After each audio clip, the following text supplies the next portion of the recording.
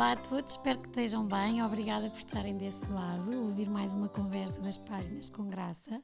Este episódio é patrocinado pelo Passe, que é feito pelo chefe Vasco Palha e um dos sócios, que já vamos falar, porque hoje o Vasco é o meu convidado, mas queria-vos falar antes de começarmos a nossa conversa sobre o Passe. O Passe é um takeaway, mas eu arriscava-me a dizer quase de luxo. Eu sou cliente e sinto sempre que, para além de em casa termos as refeições e serem ótimas, que é daqueles caterings que se eu fizer um almoço em casa e servir uma destas coisas, eu faço uma figuraça, porque sai ao tradicional, à comida comum portuguesa.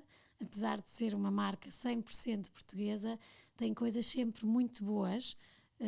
Eu não sei se, mas depois vão ver, estão aqui no meio, coisas tailandesas que eu adoro e sempre tudo com muito sabor, um rosbife espetacular, e tudo muito também, muito bem feito e muito saboroso.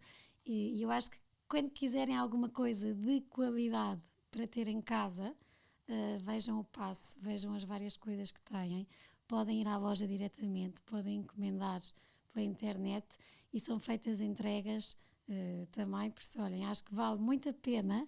Estamos também muito agradecidas ao Passe, porque para além de ter produtos de excelência, é uma marca que está a apostar ao patrocinar este podcast nas pessoas, a acreditar que através da partilha de momentos pesados e leves, quem nos ouve consegue encontrar caminho e normalidade e aceitação naquilo que nem sempre é o esperado. E é um bocadinho isto que vamos falar hoje com o Vasco. Obrigada por estares cá. Olá, Ticas, bom dia. Obrigado, prazer. Vai ser um desafio para mim, porque o Vasco disse-me que é de poucas palavras. Por isso já me estão a ver a corar de nervos, mas acho que vai correr bem. Vai. Se fizeres as perguntas certas, claro. Zero de pressão. Não, vai correr bem. Não, mas agora, e estávamos a falar aqui um bocadinho em off, mas de facto convidei o Vasco, não por ele patrocinar, mas porque vejo que faz todo o sentido conhecerem o percurso do Vasco. E aqui um bocadinho quebrar o estigma de que tem que ser tudo sempre perfeito nas vidas e que as pessoas que atingem sucesso como o Vasco têm vindo a atingir têm que ter uma vida perfeitinha e estar no estereotipo daquilo que se espera, que nem sempre foi assim, mas o que é facto é que o Vasco criou várias coisas. Acho que é uma pessoa que está sempre a querer criar mais. E tem muito sucesso, independentemente de ter feito um curso da Nova e depois ter mudado, já lá vamos, mas é um bocadinho com muito orgulho que te tenho aqui, porque normalizar certas coisas que para muitas pessoas ainda não são normais. Muito obrigada mesmo, e parabéns também pela marca, que já lá vamos conversar sobre o Passe, porque até chegarmos aqui, houve aqui um grande percurso desde a tua infância, que foi vivida não em Lisboa. Certo, Vila Franca. Como é que foi? Eu acho que foi bom, porque acho que enquanto crianças é sempre melhor viver no campo, ou viver, sei lá, como o meu pai costuma chamar os apartamentos, nas gaiolas. Eu próprio hoje em dia sinto isso, tenho 2 filhas, uma casa porreira em Lisboa, mas está aqui nos nossos objetivos de vida, meus e da Sara, passar de conseguir daqui a 2, 3 ou 4 anos irmos para um sítio mais parecido com o que eu tinha em Vila Franca do que Lisboa. Ou seja, acho que Lisboa é giro para quando se cresce, não é? Mais tarde queremos voltar, quando os meus tiverem 15, 16 anos, queremos cá estar, já sei como é que é, chegar àquela fase de sair à noite e tudo mais, e depois vão odiar viver fora de Lisboa, não é? Que é um bocado o caso do meu e do meu irmão na altura. Mas acho que foi ótimo. A infância é sempre muito melhor, uma pessoa está muito mais livre, faz coisas que não se faz, não é? O que é que fazias? Que elas não fazem em Lisboa, não vão fazer. Não, e os miúdos ficavam todos, nós vivíamos numa quinta, e por exemplo nós tínhamos um carro que era o Meari, que era um carro amarelo, aqueles de praia, e desde o 5º ano que o meu pai nos deixava guiar, e a malta ia lá para casa, 5º e 6º ano, e era, os pais chegavam, mas que é esta loucura, miúdos desta idade a andarem de carro, e guiávamos nós como os nossos amigos, não é? Pois isto não tem nada que saber, mudança aqui, mudança ali, e isso, motas. E havia a rua. Sim. estar na rua. Sim, isso havia, chegavas a casa e nem estavas pouco em casa, chegavas à escola, tal, mãe, vou brincar. Ainda por cima era giro, nós vivíamos 3 primos, a minha avó e os meus tios viviam lá na mesma quinta, portanto acabava por sempre ter giro. Estávamos vários primos, éramos para aí 6, 7 primos, todos no mesmo sítio, que é giro. E estudavam em Lisboa. Não, isto é em Vila Franca. Isto Estudavam em Vila Franca não, ou desculpa, vinham não para percebi, Lisboa? percebi a avó. Não, estávamos todos em Vila Franca. Neste momento está um bocadinho mais cedo, não é? Mas também quer dizer, viver em Vila Franca ou Cascais, a distância é a mesma. Mas estudavam em Vila Franca Não, ou em em Lisboa. Estamos todos em Lisboa. E como é que era? Notava-se entre os amigos que aquele é o Campónio que vem de Vila Franca? Ou... Imagina, não muito, porque nós nunca vivemos só em Vila Franca. Quer dizer, sempre vivemos em Vila Franca, mas toda a nossa escola, toda a nossa infância também teve muito em Lisboa. Desde a... Antes de mais, desculpa, eu tenho um péssimo vocabulário. Portanto, às vezes me falta uma palavra. Eu não digo os elos, eu esqueço-me e troco os nomes, por isso estás à vontade. Se eu não te chamar Vasco, eu desculpo-te. Se diz alguma palavra que percebas qual é que eu vou tentar usar, não tenhas qualquer problema em dizê-la. Eu acho que não confiava em mim. Lá, eu ainda digo outra. Já vais ver daqui a bocado. Mas agora perdi-me. De estudares em Lisboa, mas seres do campo, se notava uma diferença. Um pouco, porque é aquilo que estava a dizer, nós sempre tivemos muito vida em Lisboa. Desde a primeira classe que andamos em escolas sempre em Lisboa, portanto isso não havia muito. Havia coisa boa que as pessoas diziam, gostavam de ir lá para casa porque era um bocado diferente, não é? Não era como estávamos aqui fechados. Sexto ano, guiar um... Sim, carros, motas, animais, porcarias, isso. E diz uma coisa, eras o rebelde? Sim, eu gostava de fazer as coisas, sempre gostei de estar um bocado fora da caixa. E quando saías da caixa, o que é que acontecia? Bom, algumas vezes cheguei bem e várias chegam mal, não é? No 6º ano fui logo suspenso, para servir de exemplo para a escola. Esse ano que fizeste? Não foi assim nada tão grave, mas eu distraía muito nas aulas, eu gostava de falar, gostava de fazer muitas coisas e eu não me lembro exatamente, mas num mês e meio ou 2 levei logo 3 faltas disciplinares. E era um ano muito que havia muitas pessoas como eu. E gostávamos todos muito de brincar e de não seguir o protocolo.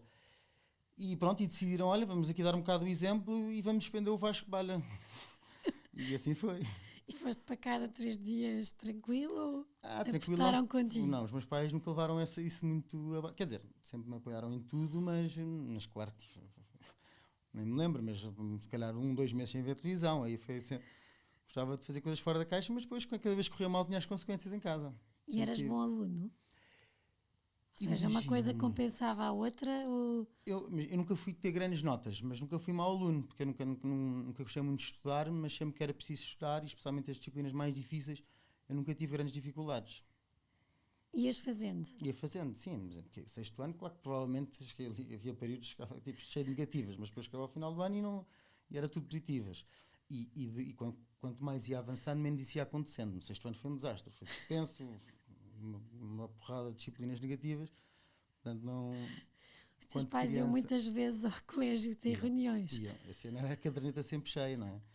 Sempre portou-se mal, chegava atrasado, estava a jogar futebol na altura das aulas. Não era só eu, tinha aqui um grupo sólido que me apoiava muito nisto. Sim, mas interessante, facilmente conseguias dar a volta quando eram notas e quando... Sim, os meus pais tinham um bocado de pressão, não é? E exigiam olha, e lá serviu, não é? Porque, em boa verdade, acabei por nunca ficar nenhum ano para trás. Hoje em dia que és pai, se te acontecer isso, de repente, caderneta cheia... Não vou ter grandes problemas com isso. Eu acho que é ter o mínimo, não é?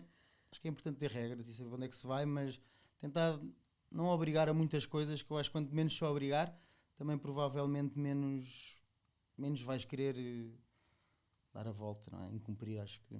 Claro que com isto não quer dizer que não vou pôr regras nenhumas, não é? Até porque quem põe mais regras lá em casa até sou eu, mais do que a Sara. Mas depois, coisas que eu considero assim, uma coisa é regra de educação, mas coisas assim, mais, eu quero tentar fazer uma coisa, eu acho que aí nunca me vou opor a maior parte das coisas, porque... E eu próprio senti um bocado isso. Portanto, tentam fazer com que não faças uma coisa que mais vontade me dá de fazê-la. Sentias que eras o rebelde que os professores, quando viam que te tinham na sala, ups, mais um ano. Uma altura que sim, não é? Depois quando sobe só ao 2º ciclo, não é? 7º, nós fizemos vários assim, 7 ou 8 no mesmo ano. E havia isso, mas rapidamente acho que até ao ano isso foi mudando, e porque às vezes os professores também percebem, eu não percebi, mas percebem um bocado os alunos e viam, olha, isto também não é parvo nenhum e quer dizer, quando é preciso fazer faz, também não, acho que também nunca fui uma pessoa assim tipo egoísta ou que tratasse mal as pessoas, já percebi. Portanto era mais o lado, olha, do brincalhão e de não gostar de estar ali. Havia coisas que foi lá com o Bernardo que ele me disse, ó Ticas, havia coisas que o Vasco podia dizer e fazer, que se fosse eu a fazer ou dizer, caía ao Carmo e a Trindade. Mas como era o Vasco, toda a gente lhe achava piada porque é o Vasco. Foi o estatuto que conseguiste ganhar ali. Isso ainda é uma coisa que acontece hoje em dia, eu às vezes consigo dizer coisas muito, que podem parecer desagradáveis, mas quem me conhece acaba por ter piada. Eu sou muito inconveniente quando quero, estás a perceber? Hoje não vou ser, vou ter algum cuidado, mas quando estou à vontade, não é? Também tento não fazer isso, bem que às vezes acabo por fazer com pessoas que não conheço, mas eu tenho muito à vontade. Apesar de não gostar de falar de mim, tenho super à vontade. E muita confiança em ti, porque houve uma viagem que foram a Nova Iorque, um grupo, e que foram todos comprar as marcas que lá são mais acessíveis e os sapatos de véu e não sei o quê, e de repente tu vens de lá na altura com uns sapatos ou uns tédis muito mais extravagantes que os teus amigos, mas que ias, usavas e estavas-te um bocadinho a marimbar para se... Eu, por acaso, não me lembro exatamente desse episódio, não é? Provavelmente foi o Bernardo que contou, mas sim, eu tinha um bocado essa característica. Os óculos que eu usava no 8º ou 11º, parecia a brincar. Como é que é? Eram tipo os do David, do jogador de futebol. Eu achava por bem, era isso que eu usava. Queria lá convencer os meus pais a darem-me, olha, e era o que eu usava. Mais tarde percebi que se calhar não são os óculos indicados para eu estar a usar, mas pronto, tinha sempre o argumento, eu parto de tudo, isto é uns óculos ótimos para isto. Arranjavas sempre forma de conseguir chegar a volta para ter a razão do meu lado. Depois, quando as coisas começaram a ficar mais sérias, secundário, sempre soubeste o que é que querias tirar e o que é que precisavas para tirar, ou também foi assim um bocadinho... Não, eu nunca fiz uma ideia do que é que queria fazer, não é? E até acho que é muito cedo, quando uma pessoa está ao 10º ano, aliás, todos nós, ao 9º ano, tem que fazer uma decisão dessas, acho que é muito cedo, não é? Porque, em boa verdade, eu arriscaria dizer que ninguém sabe, ou pode ser ou existe muito poucos que sabem. Eu, no entanto, imagina, eu não gostava de matemática, era bom matemática, portanto foi ali, olha, fácil, vamos aqui para estes, vamos para o lado da gestão, não é? E assim foi. Há bocado tinhas perguntado se era bom, eu nunca tive grandes notas, não é? Mesmo no secundário. Não era, a minha média era ali tudo às vezes 11, 12, mas pronto, depois chegou ali ao último ano, ao 12º, já foi a altura de anular metade das coisas e acabei por entrar na nova, não é? Com média não me lembro, mas na altura de 14 ou 15. Fui dos últimos a entrar, não é? Foi ali. E uma coisa mais uma vez foi pouco esperado, não é? O meu irmão sempre foi muito melhor aluno, não é muito melhor, mas era melhor aluno que eu. Sofrias com isso ou não? Não, que era esperado. Estava-me a cagar. Não é esperado. Não, acho que há sempre aquela pressão de querer mostrar e querer pronto, que as pessoas gostem daquilo que tu fazes, tanto os meus amigos como os meus pais. Mas não estava muito preocupado, porque olha, não sabia o que é que queria fazer e isso também não me preocupava na altura. Tinha ali mais ou menos um objetivo, ok, vamos para a matemática, pronto, depois vi que havia ali aquelas faculdades também. Subir a média não foi difícil, foi só anular as disciplinas certas e apostar nas principais, não era? E aquilo lá correu bem. E pronto, e depois fomos para a faculdade, mas lá está. Eu sempre disse aos meus pais que eu estava a tirar aquele curso porque eu não sabia o que é que eu queria fazer. Porque eu sabia o que é que eu não queria. Eu não queria acabar num escritório. Mas também sabia que estar em casa sem fazer nada, sem estudar, não ia ser, não era a solução da altura. Portanto, olha, vamos deixar-nos ir, continuamos aqui a tirar este curso de gestão. Aí foi tipo médias sem baixinhas, não é? Só muito saber a passar. Fazer. Mas os cadeirões eu fazia sempre muito fácil. Cálculos, contabilidades, eram cadeiras como tive a sorte de andar numa boa escola e os meus pais terem explicações de matemática e tudo mais. Isso também deu muita bagagem para chegar à faculdade e fazer aquilo fácil. Quer dizer, fácil. Uma pessoa começa a falar, eu acabei com uma porcaria de uma média. Mas quer dizer, olha, fiz e também não fiquei para trás na faculdade. O que é uma porcaria de uma média? Eu não me lembro, mas eu nem nos 12 bateu. Mas também não precisava de média. Eu sabia que eu não queria, quer dizer, não queria. Eu não me queria candidatar a nada. Quer dizer, não sabia na altura. E também acreditas que o curso é uma base e que depois nós depois é que acabamos por conseguir fazer o que queremos, mais com o nosso trabalho, com o empenho, com tudo, e que pode ser uma base para outra coisa, e por isso teres o 10, o 12 não era assim tão importante, neste caso era, ou achas que o curso é mesmo a ferramenta e que temos que ser extraordinários naquele curso para depois sermos muito bons no que vamos fazer para a frente. Não, eu acho que não, de todo tens de ser extraordinário no curso. Aliás, porque eu sei de montes de exemplos de pessoas que não acabaram cursos, sequer a faculdade, e são muito bem sucedidos. Mas também é o caso contrário, não é? Que alunos brilhantes que continuam a ser muito bem sucedidos. Eu acho que aí também depende um bocado de pessoa para pessoa, e são poucas as. Não é são poucas, mas também uma pessoa que mal entra na faculdade já está decidido para o que é que quer, e se queres apontar para empresas muito lá em cima, não sei o que, tu aí vais ter que te esforçar mais, porque já sabes um bocado aquilo que queres fazer. Mas por outro lado também provavelmente vais ser uma pessoa menos criativa, não é criativa, mas se calhar se for para fugir um bocado à regra e fazer coisas mais por ti também Foi fácil estar esses anos todos a saber, estou a fazer aqui uma coisa que não é nada daquilo que eu quero. Só 3 anos. Não é? Mas um bocadinho de Sim, mas que é que também vem aqui no fim disto? eu sabia que no fim havia de ter que ir trabalhar, não é? Mas pronto, imagina, também chegou à altura, acabei o curso e nem sabia bem o que eu queria fazer, portanto fiz o ano sabático. Também. E lá está, pronto, tinha cumprido com o que ele tinha proposto aos meus pais, ok, vou acabar o curso, aquilo que combinámos, mas acabei o curso e depois fui fazer o ano sabático. E mesmo nos últimos 6 meses do meu curso fui para o Brasil e só me faltavam fazer 7 créditos, que era uma cadeira optativa. Portanto fui de férias fazer Erasmus. Mas a minha mãe que incentivou. Estudo, faça o máximo que é para ir para o Brasil de férias. E eu assim o fiz. E esse ano sabático, o que é que te trouxe? Olha, trouxe-me esta decisão de vir para a cozinha. Foi um ano em que, pronto, foi a seguir ao Brasil, voltei. E depois combinei com um amigo meu irmos viajar para a Índia. Fomos lá passar o ano, não é? Tínhamos dito aos nossos pais, íamos ir à volta do mês.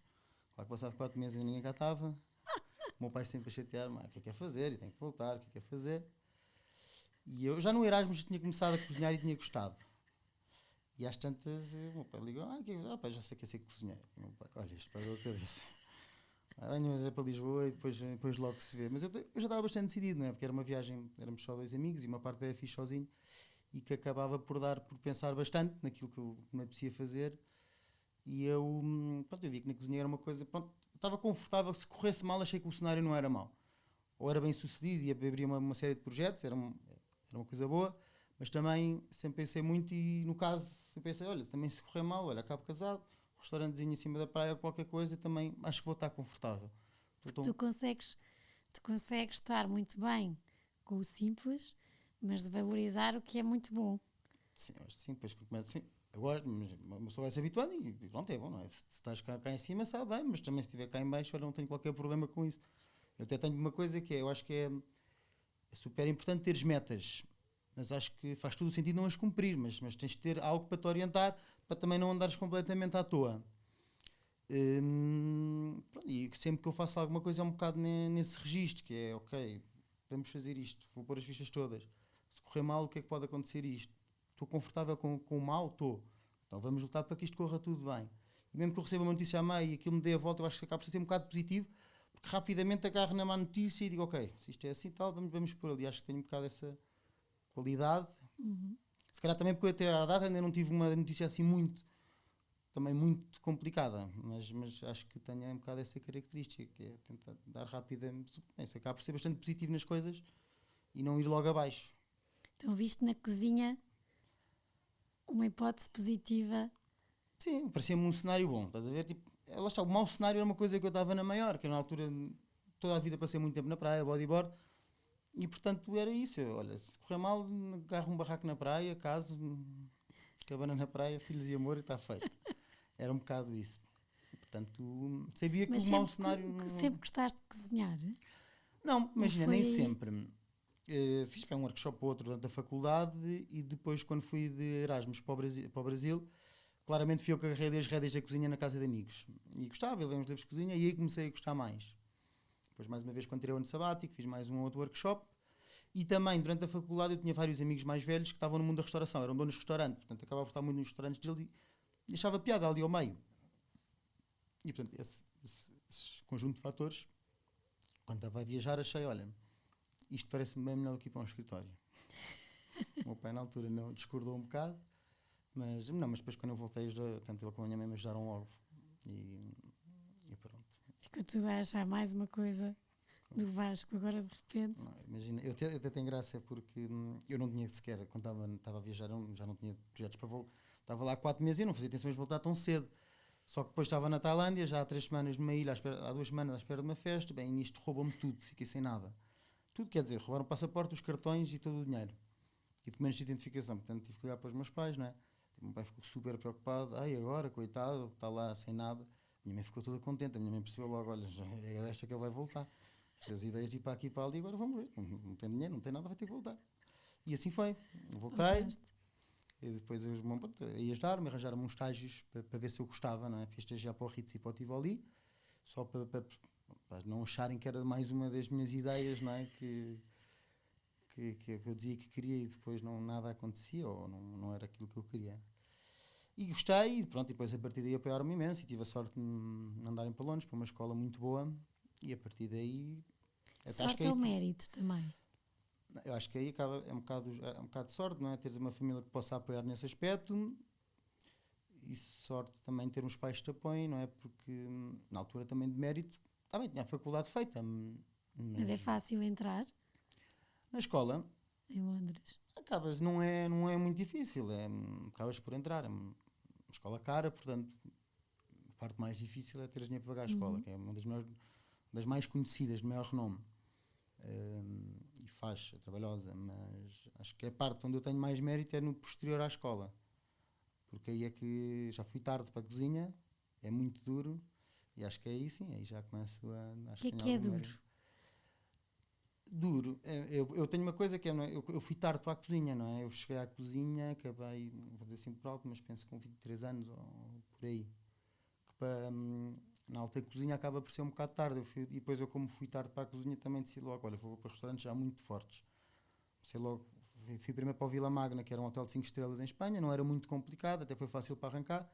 E daí no ano a seguir sigo para Londres, logo para um restaurante tailandês com uma estrela Michelin.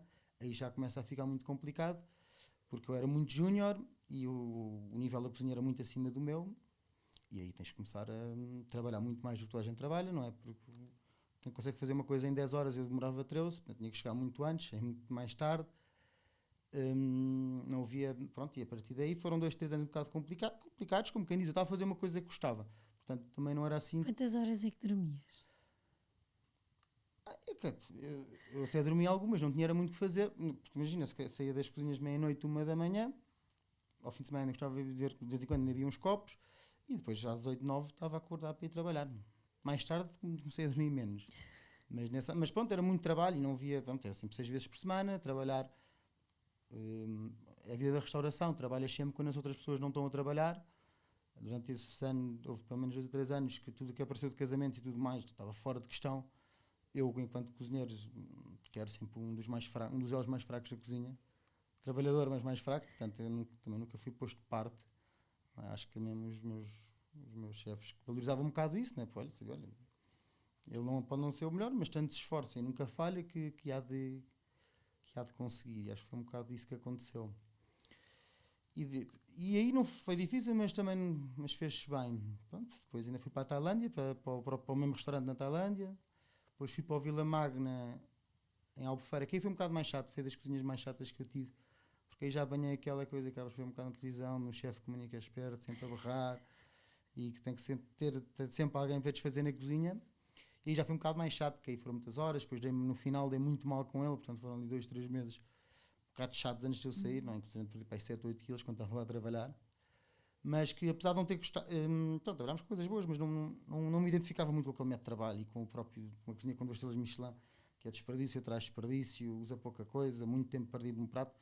Eu, como vinha de gestão, era uma coisa que para mim não fazia sentido nenhum. Eu assim, ok, isto vale a pena, que eu quero aprender mais rápido que todos, mas não me faz sentido. E aí, por exemplo, acaba por ser difícil, que imagina, eu cheguei ali, já tinha para aí 25 anos e via miúdos de 18 anos ou de 19 que estavam a estudar a cozinha desde os 14. Não eram pior, se calhar eram melhores que eu. Eu, por acaso, estava lá contratado, mas era de porra, isto é, ou me faço aqui à vida ou então começo a ficar para trás. Achava eu na altura. Depois lá me chateei com ele e depois acabei por decidir para ir para a Noruega e aí já não fui para restaurantes tão... Aliás, eram coisas muito boas, mas já não eram... E a Noruega porquê? Por alguma razão? Financeira. Porque aí, imagina, eu saí do Vila já um bocado até chateado, quase tipo, será que eu quero mesmo ficar na cozinha? Porque sempre muitas horas, muito trabalho, sempre a dar mal. Às tantas pensei assim, será que é mesmo isto que eu quero? Eu não sei. Vocês abdicam muito da vossa vida pessoal. Abdicavas, imagina ter a pedir uma sexta ou um sábado, ninguém aceita, não é? Na cozinha. Está bem. Não. e pronto, eu também, como estava sempre a saltar de restaurante em restaurante, nunca chegava ao ponto, olha, já cá está há muito tempo, vamos-lhe aqui ceder isto. Não, porque eu queria aprender muito rápido. Mas sim, acabas por abdicar. Mas eu por acaso tive sorte, quer dizer, a maneira como eu fiz o meu percurso, consegui só ter que sacrificar assim 3 ou 4 anos. Só. Há quem sacrifique muito mais, não é? 10, 15 anos eu acho que 3 ou 4 anos também não é um exagero. E no meio disto tudo também sempre tive a minha atual mulher, que era, na altura era namorada, e nesse aspecto sim sorte, porque tinha paciência e soube, às vezes tinha que estar um ano fora e mesmo assim conseguimos conciliar tudo. E aí custou? Custou, claro, custa sempre. Quando foi a Vila Joia era mais fácil.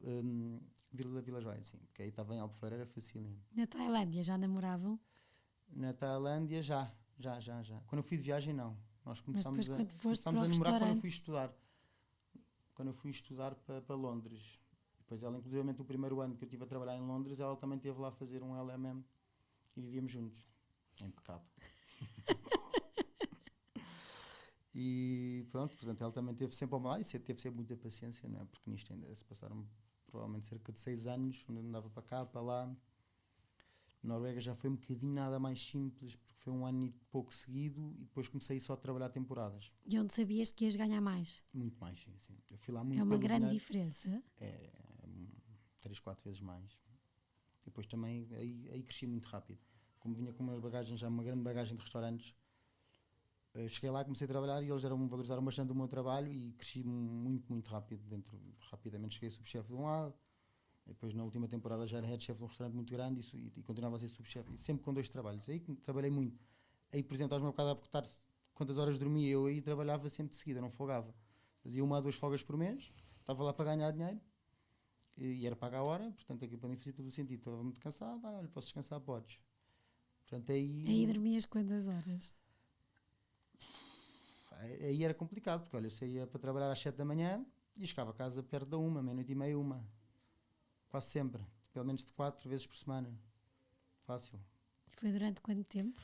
Eu fiz isso primeiro durante um ano e pouco. Depois nisto eu vivi lá com uns amigos portugueses e decidimos abrir o primeiro projeto que eu tive próprio, que foi o Bambu. E vim para cá no verão, um bocadinho antes, não me lembro exatamente, e abrimos. Foi um quiosque na Avenida Liberdade, uma coisa gira, projeto giro, que correu bem. Mas pronto, também rapidamente percebi que aquilo não era uma coisa para... Nós éramos 5 sócios.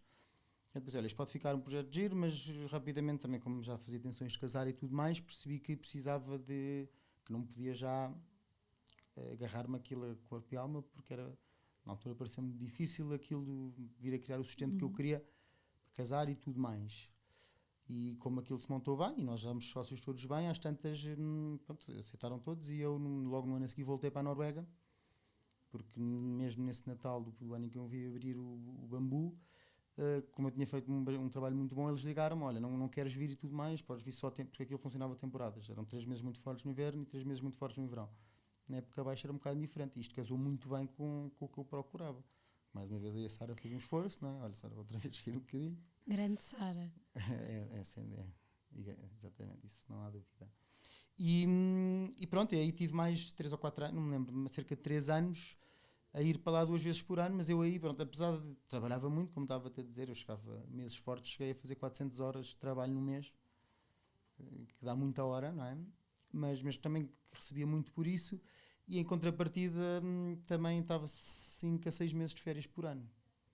Portanto, aquilo para mim funcionava bem, e 5 a 6 meses de férias com capacidade de fazer o que eu queria, porque acabava por juntar muito dinheiro lá na Noruega, portanto. E sentar num escritório.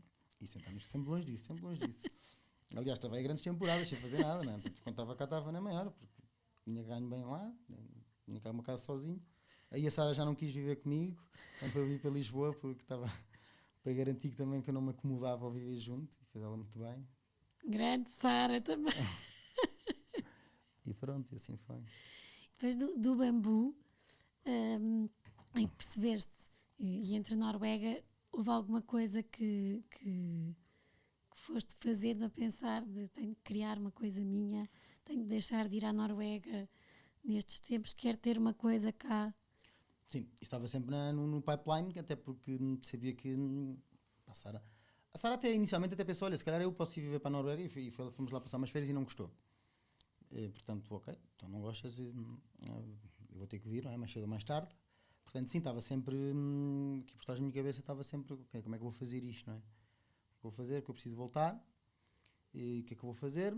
E uma das coisas boas que a cozinha da Noruega me trouxe é que eram cozinhas muito grandes, porque eu trabalhava assim, na empresa de catering, chegava a servir 1000 pessoas por dia, 1200, a cozinha estava 300 refeições por dia fácil, portanto, números muito grandes. Comecei a perceber que eu gosto de produção, coisas grandes, organizar. O catering gostava muito, não é? Tipo, tínhamos 2 cozinhas, tu também sabes bem de catering, não é?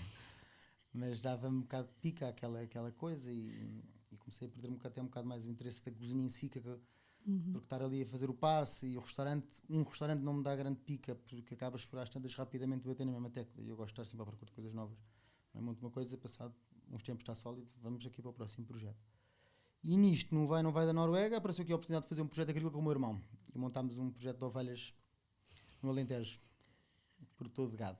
Então, se quiseres um borrego, já na Páscoa, podes-me ligar que eu mando isso lá para casa. Por acaso quero uma, mas não é para comer, é para cortar a relva. Então, pode ser. Olha, a corda da relva toda. Tudo mesmo. E montámos isso.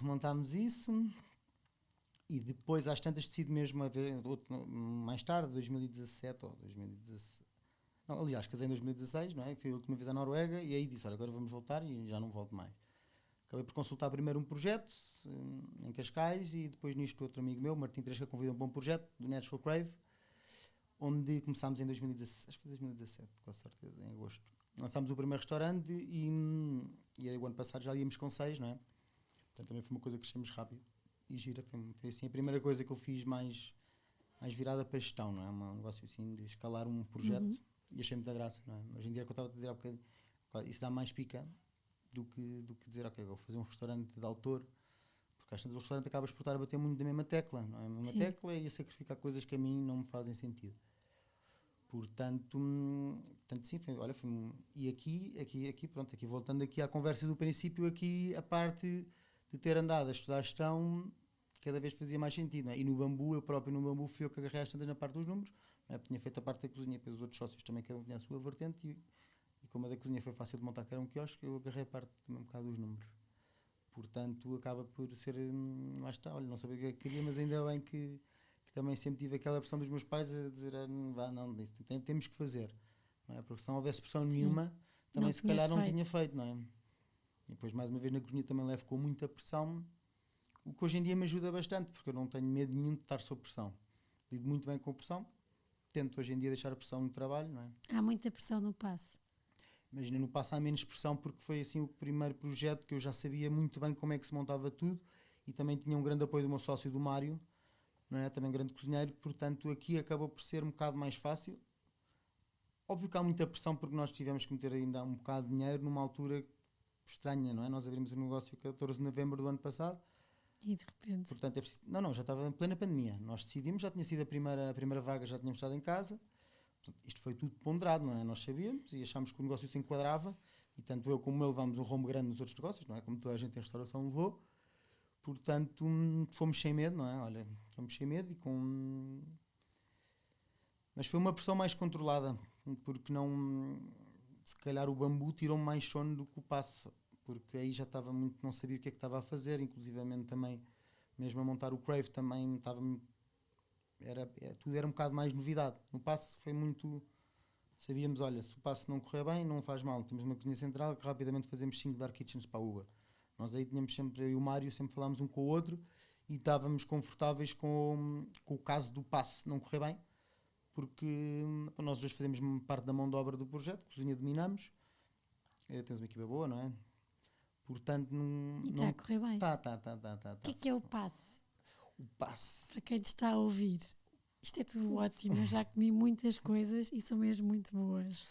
Olha, o passe, pronto, que eu e o Mário idealizámos foi uma espécie de uma reinvenção do pronto a comer, não é? Porque eu acho que há bocadinho estavas a dizer que nós temos coisas diferentes, nós apostámos um bocado nisso, nós não esquecemos o tradicional, que é super importante, e tínhamos outros negócios que nós sabíamos parecidos não, como o passe, prontos a comer, que corriam bem, portanto nunca descartámos o tradicional e sabemos que o tradicional é conforto, portanto, mas para além disso apostámos muito também na cozinha do mundo, não é? Portanto eu como o Mário tivemos bastante experiência lá fora.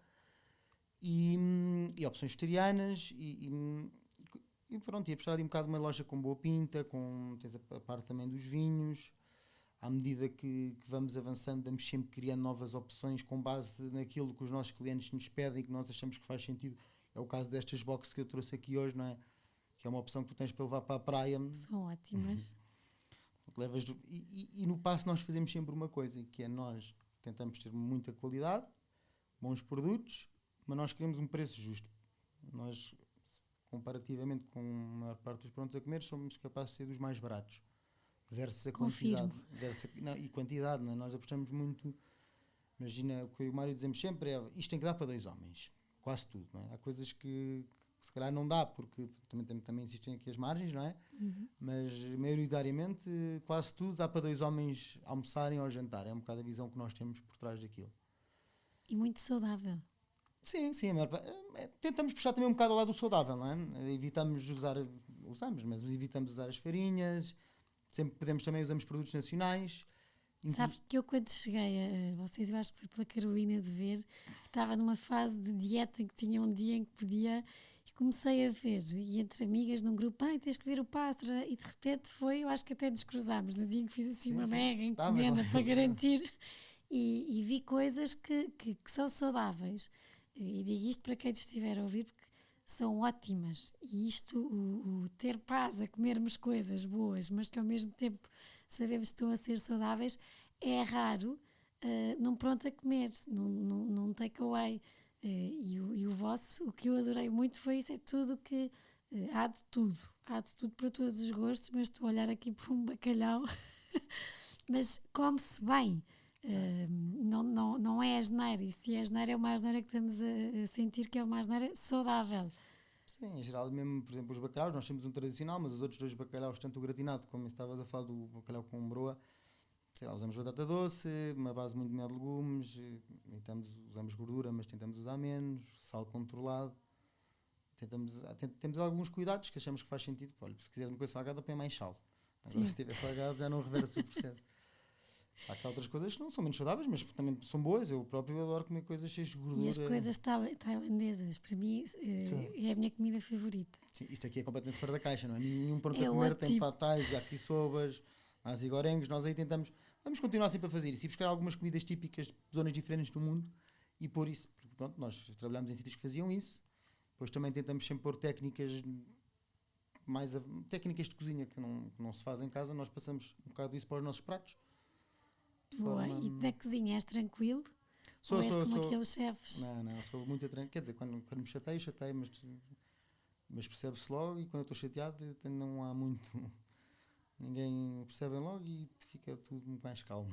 Está a ser um sucesso ou não? Tá. Mas aqui deixa-me dizer, aqui por exemplo no passo eu até estou muito mais agarrado à gestão. Sempre que é preciso ajuda o Mário, montamos juntos, mas no dia-a-dia está mais o Mário em cima da cozinha, não é? Agora por exemplo, vai de feiras para a semana, lá vou ter que trabalhar um bocadinho mais.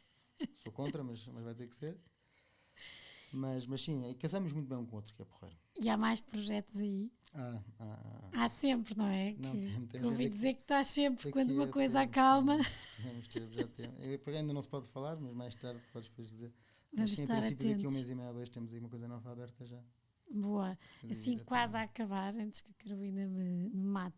E também porque é importante, e estávamos a falar antes de começarmos, que eu gostei imenso e estava com medo desta conversa, porque o Vasco é de poucas conversas e estava aqui. E quando falei com o Bernardo, que eu achava que iam ser 10 minutos e falámos 1 hora, um grande amigo do Vasco, houve uma coisa que eu gostei imenso e que eu acho que estas conversas aqui servem também para desmistificar muita coisa que o Bernardo dizia. Bem, chegámos a ver uma altura em que já quase ninguém dava muito pelo Vasco, e eu sempre dei. Eu sempre disse, não, o Vasco é inteligente, o Vasco pode ter aqui alguns pontos de vez em quando, mas eu acredito e dizia todo orgulhoso, que ainda bem que acreditou, porque tu de facto tens muito sucesso, e que houve 2 coisas que a ele enquanto amigo lhe marcaram imenso, que foram os teus 2 acidentes de carro. O que é que aprendeste com isso? Olha, o que não fazer, não é? Guiar com os copos é uma coisa, e devia ter aprendido a primeira, infelizmente não aprendi, fui parvo e fui para a segunda vez, muito mais grave o segundo acidente, felizmente tanto num como no outro nunca ninguém ficou magoado, não é? Só eu que magoei no segundo, mas também nada de grave. Mas pronto, é muito chato, não é?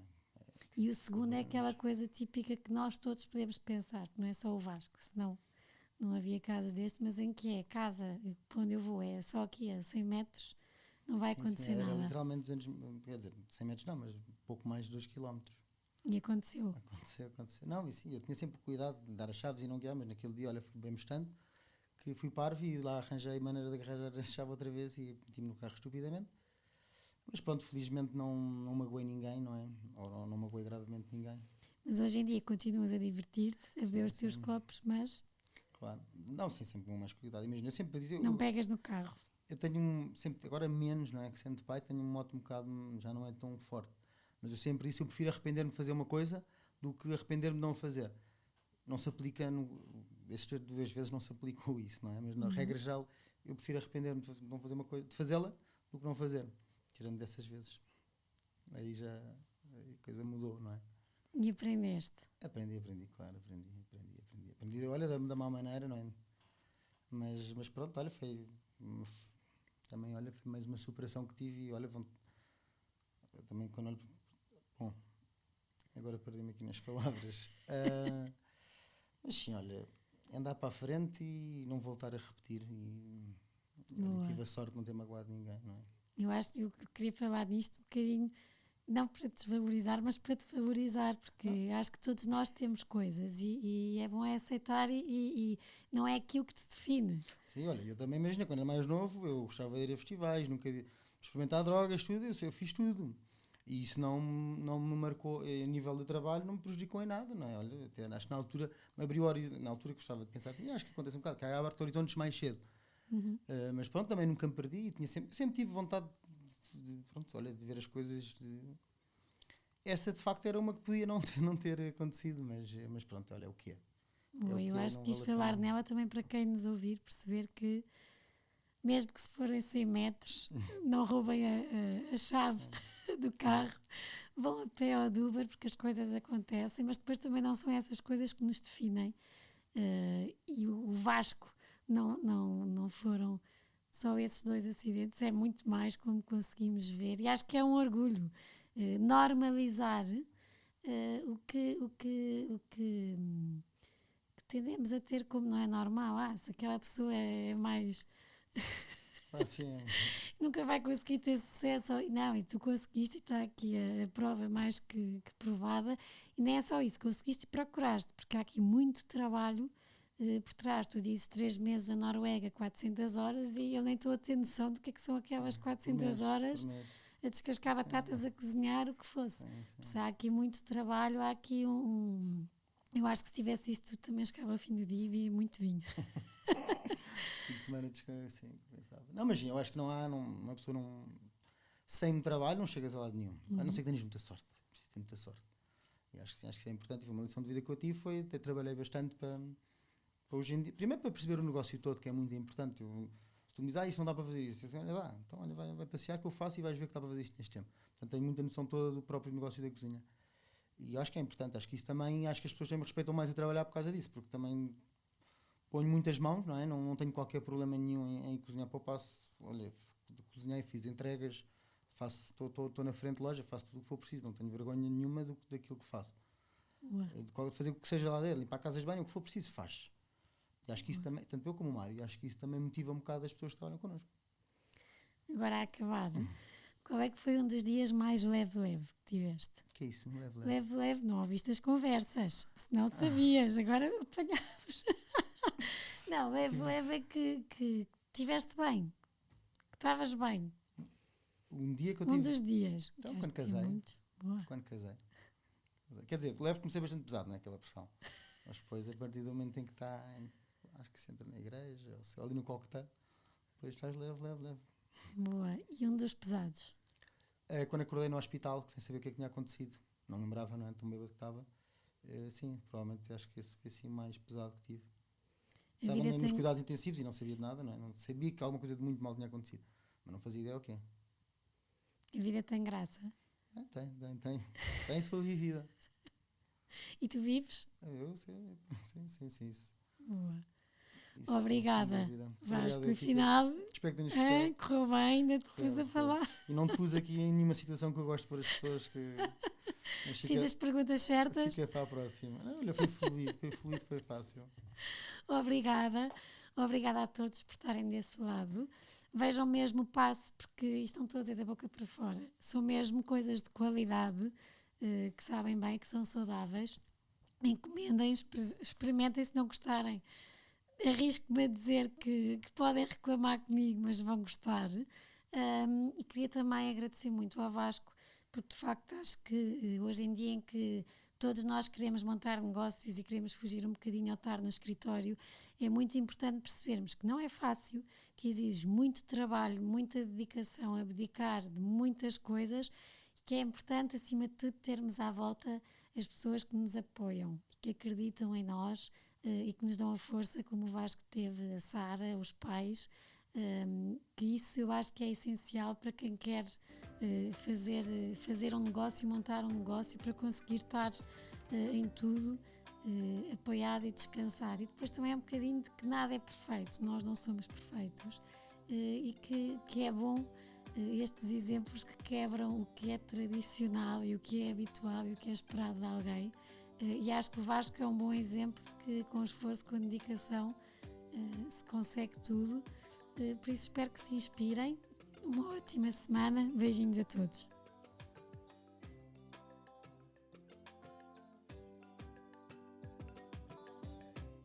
Obrigada por terem estado connosco até aqui.